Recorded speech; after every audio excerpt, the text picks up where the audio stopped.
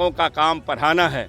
जिस कोर्स को आप पढ़ाते हैं उसी कोर्स में से अगर कुछ सवाल आपके सामने रखे जाएंगे नियमित होने के लिए, इसके लिए चिंता नहीं करनी चाहिए, इसके लिए घबराना भी नहीं चाहिए। आप गूगल पर जाओ, ज्ञान के प्रतीक खोजना, अकेला एक ऐसा महारथी का नाम आएगा जो भारत भूमि के सबसे बड़े कर्णधार के रूप में नाम आएगा। ज्ञान की भूमि भारत और उसका स्रोत बिहार में। नमस्कार, आप देख रहे हैं न्यूज़ फॉर नेशन। मैं आपके साथ अभिजीत सिंह। बिहार में जो इस तरह से नई शिक्षा नियमावली को लेकर जो तमाम नियोजित शिक्षक हैं और जो शिक्षक अभ्यर्थी हैं इसको विरोध कर रहे हैं, इसी को लेकर जब पूछा गया सवाल बिहार के शिक्षा मंत्री प्रोफेसर चंद्रशेखर से, तो उनका साफ तौर पर कहना है कि जो ये नियमावली लाया गया है वो बेहद ही अच्छा है। उन्होंने कहा है कि वो एक एग्ज़ाम से क्यों डर रहे हैं, शिक्षक जो पढ़ाते हैं उसी से सवाल तो किया जाएगा। क्या कुछ कर रहे हैं प्रोफेसर चंद्रशेखर, पहले सुनिए उनकी बातों को। समझो, बात समझो यार, बात समझो। इस सदी के इस धरती के, न सिर्फ भारत के सबसे बड़े ज्ञानी, सिंबल ऑफ नॉलेज बाबा साहब अम्बेडकर की जयंती है, जो इस भारत के गौरव का सबसे गौरवशाली दिन है, सबसे गौरवशाली प्रतीक के रूप में है। उनके स्तुति का, इबादत का यह दिन है। आज उनके सिवा कोई दूसरी चर्चा करना बेईमानी है।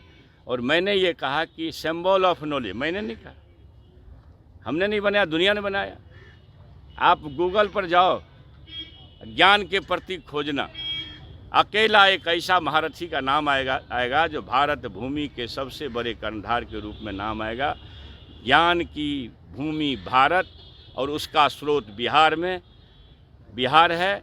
और उस देश में बाबा साहब अम्बेडकर जैसे महारथी पैदा हुए, जिन्होंने सबसे नीचे तबके से लेकर के ऊंचे तबके के लोगों का सम्मान किया, A to Z का ख्याल किया और एक बेहतरीन दस्तावेज भारत को सपुर्द किया संविधान के रूप में। उस संविधान पर अगर कोई आँच आता हो फिरका परस्ती ताकतों द्वारा, संघी नफरतवादी ताकतों द्वारा, उससे लोहा लेना है। यही आज का संदेश।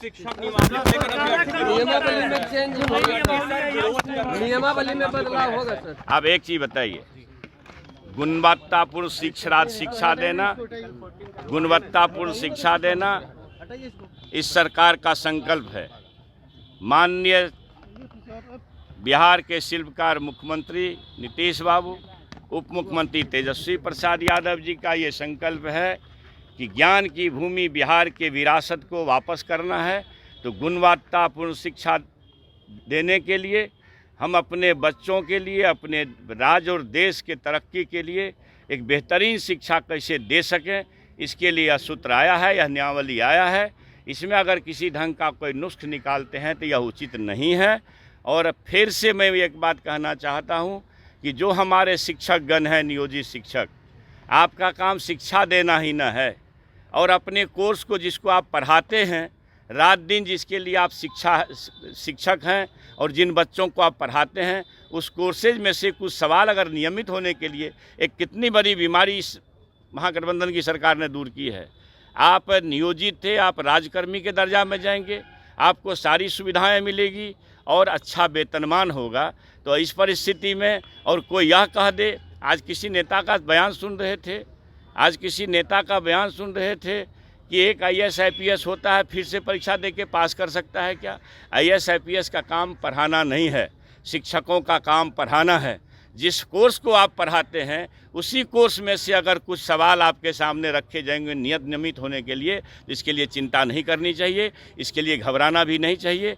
बिहार वासियों को 10 लाख बच्चों को, बेरोजगारों को नौकरी देनी है, उसका ये आयाम है कि लगभग 2.5 लाख से ऊपर ये नियुक्ति 4-5 महीने के अंदर आपके सामने नजर आएगी।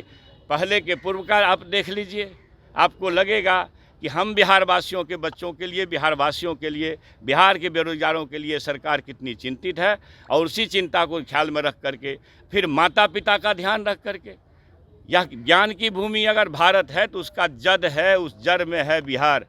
मगध में आप खड़े हैं, यही ज्ञान की भूमि है। आपने सुना प्रोफेसर चंद्रशेखर वो किस तरह से जो नियमावली लाया गया है उस पर कह रहे हैं कि ये नियमावली है जो बेहद ही अच्छा लाया गया है। जो इस नियमावली से जो बिहार के शिक्षक हैं वो जिस तरह से बिहार की जो धरती को कहा जाता है ज्ञान की भूमि, ऐसे में जो तमाम जो शिक्षक चुन के आएंगे वो उनके जो गुणवत्ता है बिहार की वो वापस मिलेगा क्या। ऐसे तमाम खबरों को बना रहे न्यूज़ 4 नेशन के साथ। नमस्कार।